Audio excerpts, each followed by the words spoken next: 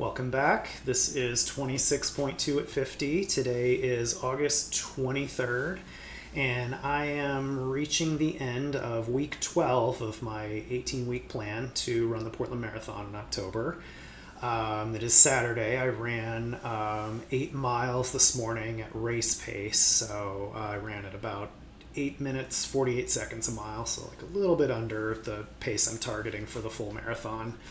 And I've got a 13-mile slower run to do tomorrow, and that'll be kind of the end of week 12. It's kind of crazy to think we're 2/3 of the way through this thing. This was like a little bit shorter week than some of the recent ones I've had. Next week is going to be a long one. So next Sunday, a week from tomorrow, I'll be running 20, which will be my longest training run. So got that to look forward to. It's been a little bit of an ordeal this week because we're kind of back in sort of heat wave. You know, it's August. What are you gonna do? So I had to wake up pretty early this morning. I think it's supposed to be over 100 Fahrenheit here today, and yeah, tomorrow is gonna be the same thing. So gotta wake up really early to get that run in. But otherwise, things are going well. I feel good. I haven't had any kind of real injury issues. I've had like a little bit of like blistering hot spot things kind of on the tips of both of my index toes on either foot, but it's been the kind of thing where I've like just covered them and hasn't really become much of a problem. So yeah, but last week I know I talked about being very disciplined about my diet and kind of all of my sort of non-running exercise routines, like the lifting, that sort of thing. And I've been good about that this week. So, you know, one more week down.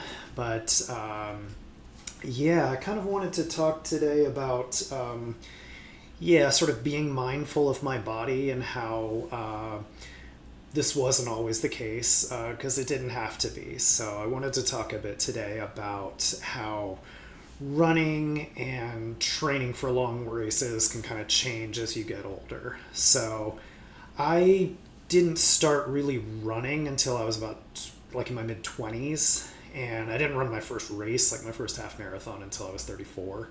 So maybe a little bit of a late bloomer, but like I can remember back in the day, you know, I could just roll out of bed and run, and you know, I didn't have to warm up, didn't have to stretch. I could run every day. I didn't have to worry about my diet. You know, my sleep wasn't very consistent at the time, but it just didn't matter because I was young and my body just recovered, right? But, you know, as you get older, and this, you know, the whole theme of this channel is doing this at 50 years old, but as you get older, that picture changes a lot. Like for me, when I was in my 40s, I definitely started to see how my lifestyle was affecting me with my running. So for most of like my late 30s and early 40s, I didn't actually run any races. I just kind of ran for fun. And I ran kind of my comeback half marathon was in 2021, and so I was like in my mid 40s at that point, and I was a lot slower than I had been, you know, a decade earlier, and yeah, that's just kind of what happens with how our bodies age. I mean, those of you who are pro sports fans probably have some flavor of this with like, you know, pro athletes who can perform at a high level, and then as they age, even into like, you know, even into like their early 30s, depending on the sport, you know, they just have to do more to maintain their level, and you know, eventually it becomes a thing where they just aren't quite good enough for that level anymore, you know, no matter how great they were. And so this is kind of like the way less gifted athlete version of that process. So for one thing, you know, as we age, like it's your kind of athletic performance just goes down. So this is like your muscle mass decreases as you get older, your aerobic capacity increases or decreases as you get older. Like this is just something that happens. your recovery gets a lot harder.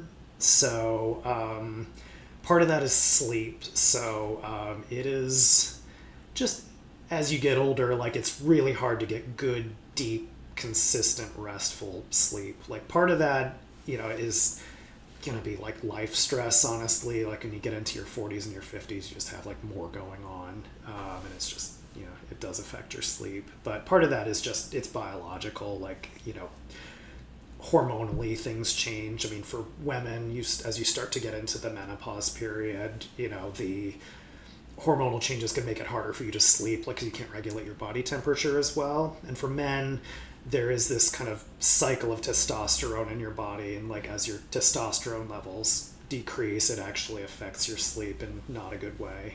And of course, related to that is like the effect of your diet. So your metabolism does slow down, and of course, alcohol affects you more. It affects your sleep more. So yeah, and basically just the cumulative effect of all of this is just that your body will not bounce back from exertions the way it used to. Like if you do a big long run, you will be really sore the next day in a way that you didn't really experience before.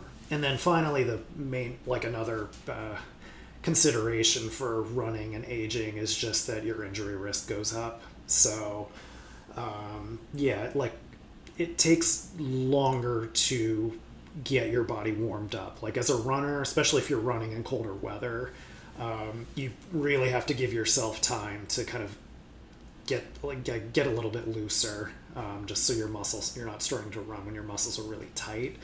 And with things like decreased muscle mass, like your soft tissues, like your tendons and ligaments are less flexible. So again, there's just more of a risk of injury as you get older. And these things, you can mitigate a lot of them with things I've talked about in other videos, right? Like doing strength training for one thing. I mean, it's a great idea for just maintaining muscle mass, and things like just being more kind of conscientious about your stretching both before and after you're running. But I guess something I didn't mention in that earlier video would have been like the importance of the warm-up. So when I start running, I'm usually like I don't just like go out the door and immediately I'm running. Like I'll usually walk for a little bit, like maybe a quarter of a mile, like third of a mile, just to get a little bit warmed up. And especially like when it's colder, when I'm running when it's colder out. So yeah, I mean, yeah, definitely like the emphasis on good sleep, like just doing the best you can, right? Like kind of avoiding alcohol like as much as you can. Like no judgment, but it does really affect your sleep when you're older. And if you want to kind of maintain the level of someone who can run a marathon or run a half marathon and run at a certain time, these are just kind of sacrifices you might have to make. Like it might just require a level of commitment that you didn't really need when you were younger. And this is just how it is. So I hope that's helpful. I really appreciate you listening. Feel free to leave me a comment. I'd love it if you'd subscribe. Otherwise, wish me luck and have a great day. Bye-bye.